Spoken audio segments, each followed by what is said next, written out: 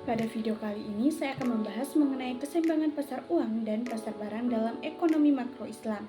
Yang pertama yaitu mengenai analisis keseimbangan sektor real atau pasar barang.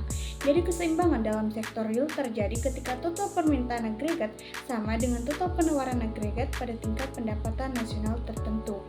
Artinya semua barang dan jasa yang diproduksi dalam perekonomian dapat diserap oleh pasar tanpa adanya kelebihan atau kekurangan. Nah, dalam konteks ini, konsumsi, investasi, pengeluaran pemerintah, dan ekspor neto berperan besar dalam membentuk permintaan agregat, sedangkan kapasitas produksi suatu negara menentukan sisi penawaran. Jika terjadi ketidakseimbangan, maka akan timbul inflasi atau pengangguran. Yang kedua yaitu mengenai analisis keseimbangan sektor real atau pasar barang dalam ekonomi Islam.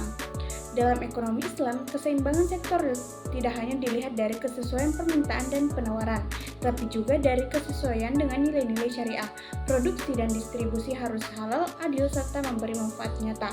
Ekonomi Islam menolak kegiatan ekonomi spekulatif dan mendorong transaksi berbasis aset real.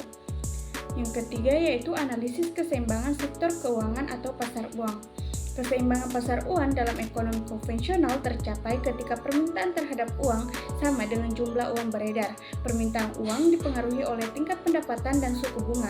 Jika permintaan melebihi penawaran, maka suku bunga naik. Sebaliknya, jika penawaran melebihi permintaan, suku bunga turun.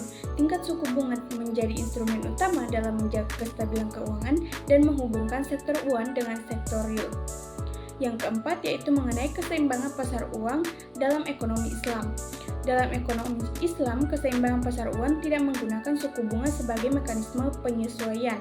Sistem keuangan Islam mendorong penggunaan akad syariah seperti mudharabah dan musyarakah dalam mengalirkan dana dari pemilik modal ke sektor usaha.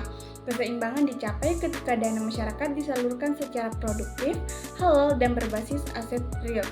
Stabilitas sistem keuangan dicapai melalui prinsip bagi hasil dan penghindaran praktik riba serta spekulasi.